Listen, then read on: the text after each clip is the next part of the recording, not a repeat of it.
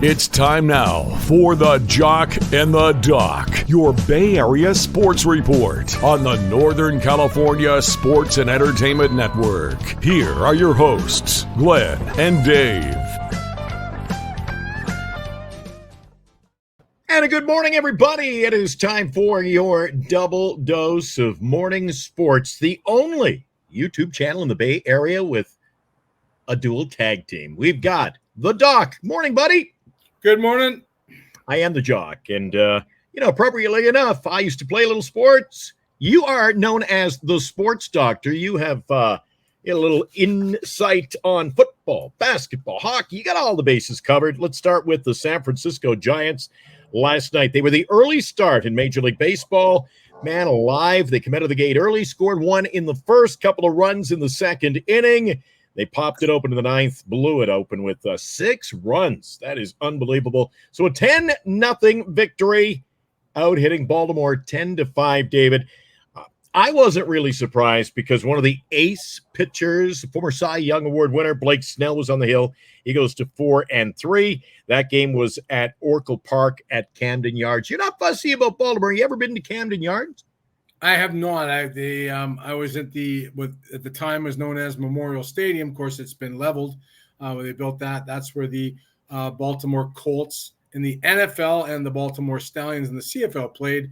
And I do believe there was some baseball history there too before some of the baseball. But was a really massive facility.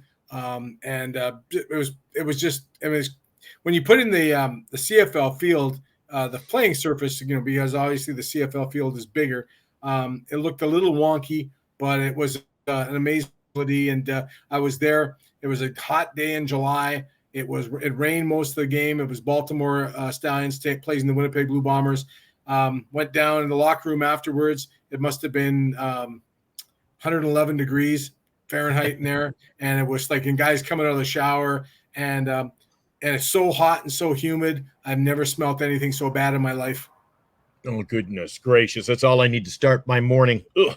Let's see. One of the stars of the game last night, Lamont Wade Jr., 2 for 5, had a couple of runs batted in, also scored a run. And, McRae was good as well. He scored 3 runs himself, 2 for 2, and a couple of walks. They couldn't keep him off the bases. And, one of the guys who really played into the game early was Brett Wisely because he had a couple of big hits. He went deep on one that was caught, but it was a sac fly.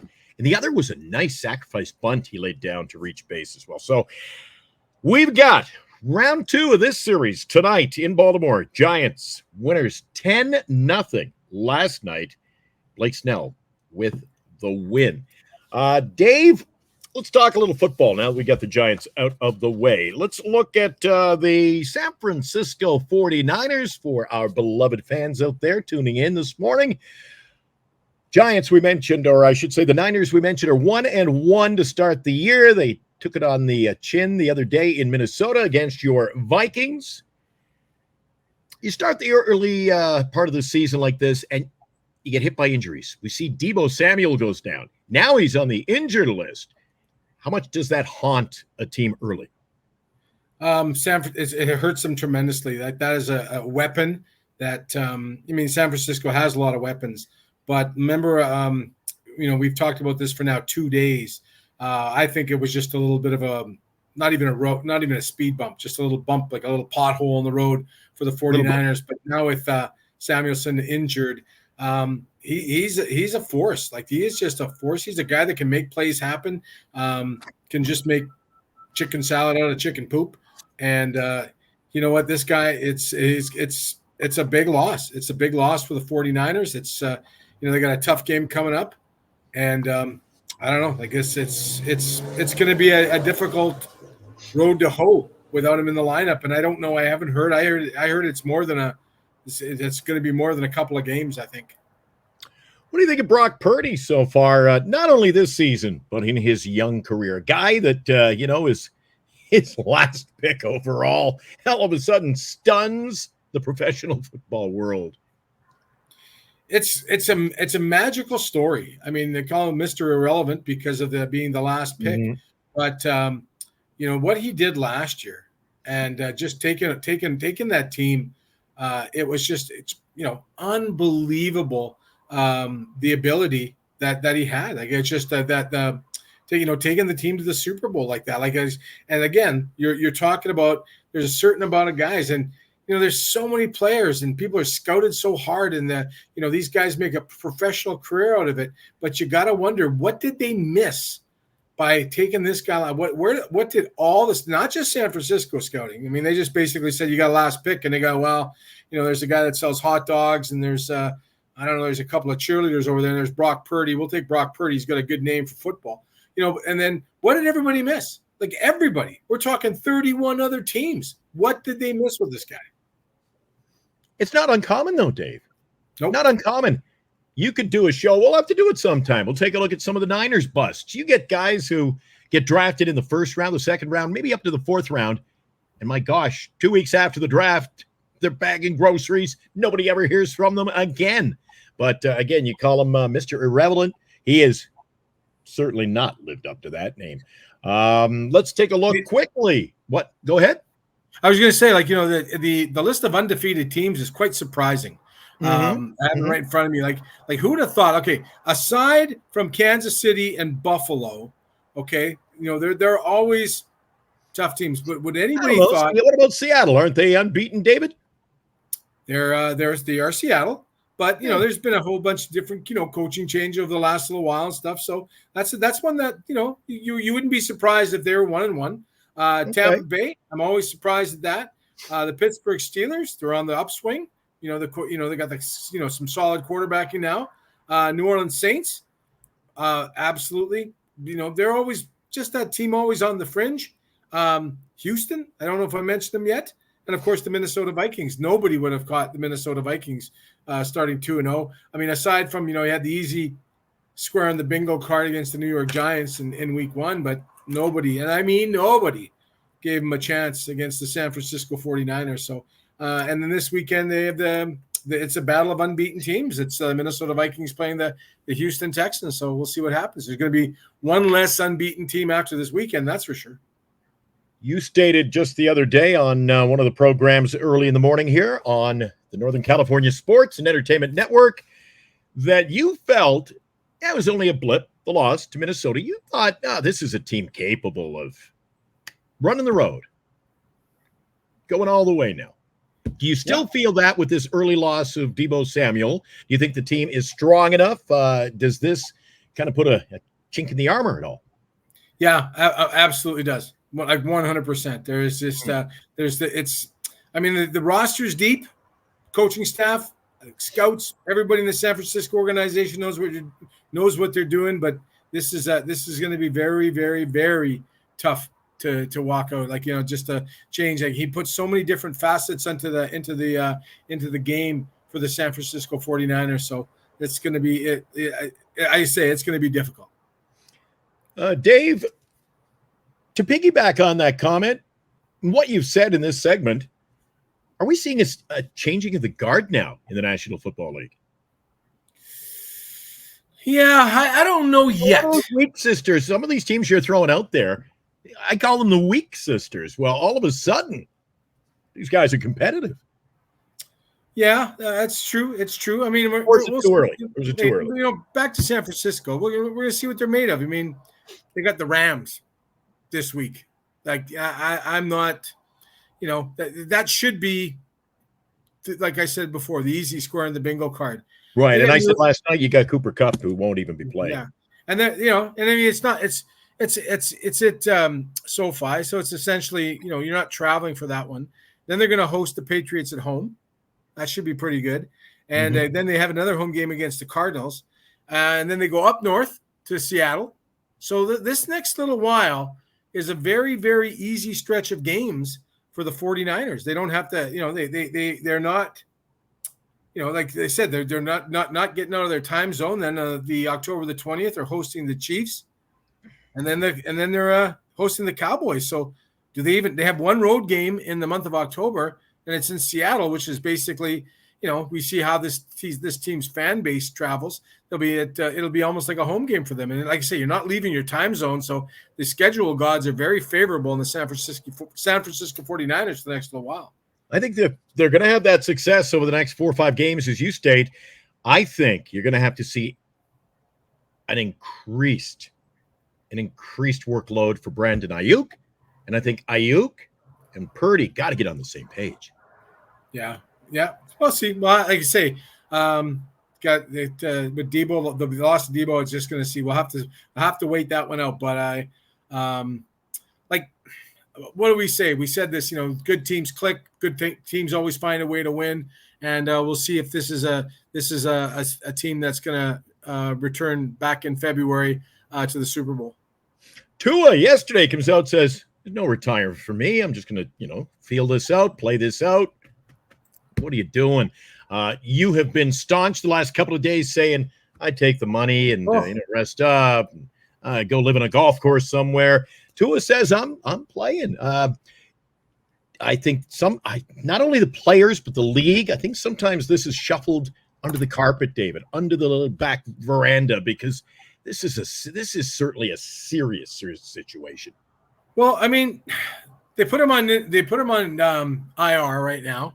But I think that almost to the point where it's almost what you would call social pressure, I think, when you do that. Because, this never happened 20 years ago in the National Football League. It was like just the old Peyton Manning rub a little dirt on it from those MasterCard television commercials, right? Yep. But this is such a high-profile injury. This is such 2 times now on television. You see the guy almost – the only word for it is spasms. And that's just not a normal, when a guy gets hit and you get their bell rung, you keep your head low, you get up, you're a little woozy. But this is something that it's almost out of a horror movie, what happened. So this is something that, he says, "I'm ready to go," but the team's going to say, "I don't know," and hey, the guy gets hit in the head enough times. Maybe you don't know if you're ready to go. You don't know. Maybe there has to be someone sitting them down, for him to evaluate a whole bunch of things, because you can't at that. I'm just lost. I can't remember how old the youngster is, but he's not very old. 26. That just came to me. He's 26 years old. You're talking about a life ahead of you, and even if you had a fraction of the dough that you had, I mean, the man could become a outspoken advocate for head injuries. There's things he could do. There's universities he could lecture to, but it's sometimes in the NFL coaching.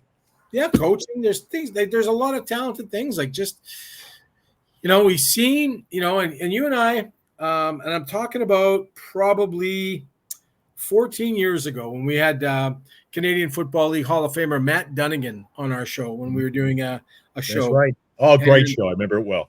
And I tell you what, Matt Dunnigan is when he's on television, he's on interviews, he's fine. But it's those moments that lead up to it. I remember being in Edmonton, Alberta before a Hall of Fame ceremony, and Matt was calling the game, and Matt had to excuse himself like midday on Friday to concentrate on what he was doing because the repercussions from all the head injuries. He's a guy that left the game because of concussions. Same thing. I remember just coming off the field, and there's a perfect example. Luckily that he's got he had a television career to fall back on. He did some television and some cooking shows, but look at the guys that suffer. And then, it's a long list of guys that just don't do anything, or they end up, their life just becomes so bad that they end up ending it. So 26 years old, you got to really take stock in what you're going to do in the rest of your life. And this is almost a Steve Miller take the money and run. Yeah. This is something that has crept up on families. It's ruined families, ruined people's lives. Look, no one at all thought it would end the way it did for Junior Seau, and look what happened. Yeah, that's another guy on top of the world one day, and then he was gone. And you know why? I don't like to talk about that a few years ago. Anyway, so yeah, you hit the nail on the head, so to speak.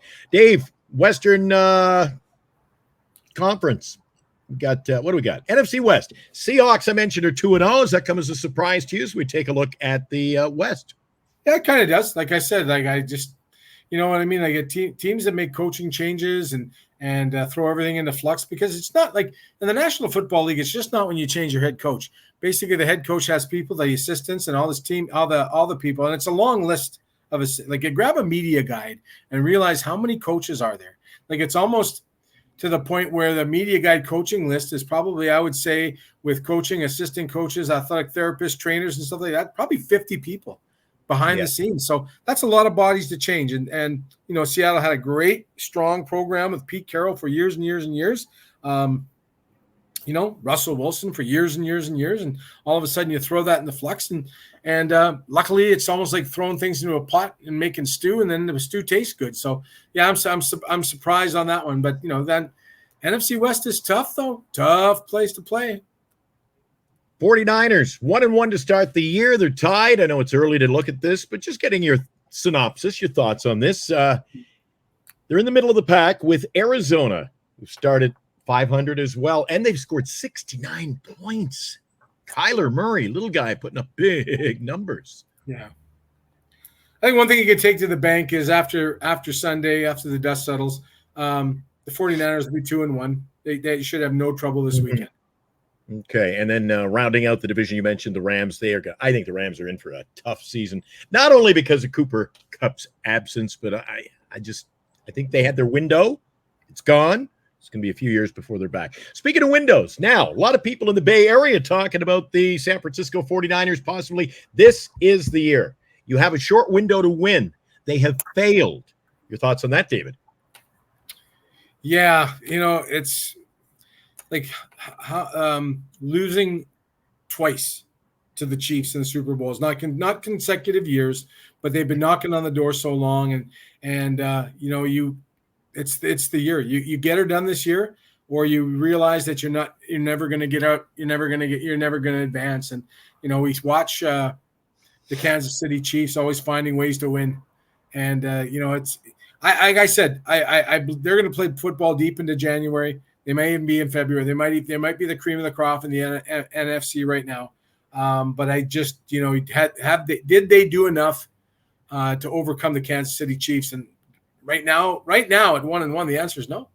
Well, Pacheco is going to be out long term, 7-9 weeks for Kansas City. There are a lot of injuries early in the season. We'll see how it shakes out.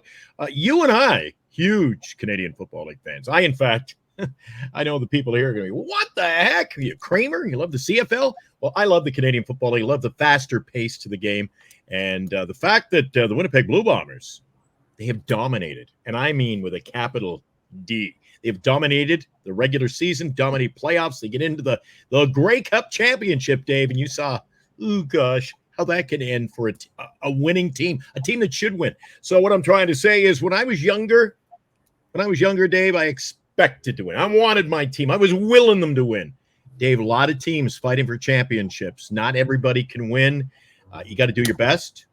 I mean, not giving out participation trophies here, but you got to, Dave, not everybody can win. It's a tough, all sports, NHL, MLB, football especially. It's a tough road to hoe, isn't it? Yeah, like in children's sports, they say, hey, it's just how you play the game and have fun, but nobody starts, you know, there's no NHL coach, Major League Baseball manager, there's no NFL coaches at the beginning of the year going, you know, we're going to go out and have fun and just want to finish the year. No. Unless you're the Giants in September. Yeah, well, it's September. That wasn't the story in February. Yeah, I know. Yeah, like I say, the folks here wouldn't understand, but geez, last few years for the Winnipeg Blue Bombers. Not only that, Dave, didn't it both years go down to the final play or the final 11 seconds? Definitely the game in Regina against the Toronto Argonauts when our kicker blew the kick. Dear Lord. That one. That was just there, and then just, you know, we had a bit of a shot last year in Hamilton against the Montreal Alouettes, but the Alouettes are on such a roll. Anybody who follows the Canadian Football League, and you know, they're the cream of the league, like basically from Labor Day last year, they never won. They went right through the playoffs. They steamrolled everybody, including Winnipeg in the Grey Cup, and they've only lost one game this season too. So this is just like an unbelievable turnaround for that organization with with Cody Fajardo, the former Saskatchewan Rough Rider, but hats off to that organization, because that's a tough place to get any kind of attention with the Montreal Canadiens. Oh, that's true. That's true. Well, CFL postseason is just around the corner. We'll be talking a little bit about that, maybe tickle your fancy. Dave, hockey season is coming up. Preseason action starts Saturday, Sunday nights. I know the San Jose Sharks will be on the ice 7 o'clock Sunday night, taking on the Vegas Golden Knights. You're a Winnipeg fan. Not only that, you share a ticket package. Did you have a little draft? You got to pick the games? How did that work out for you? It went down last night. I got the games I wanted, but you and I were kibitzing off air. The only game that didn't get taken, it was like in the last round, was San Jose. It was just on an off night, and it's in a February in Winnipeg, Manitoba, where it could be, with the wind chill, it could be minus 45. Don't even want to go out. Yeah, exactly. And the Jets have a huge schedule in the month of January at home. I got the teams I want to see. I want to see Utah. I want to see what they're going to do this year. I always love the games when Winnipeg plays Minnesota.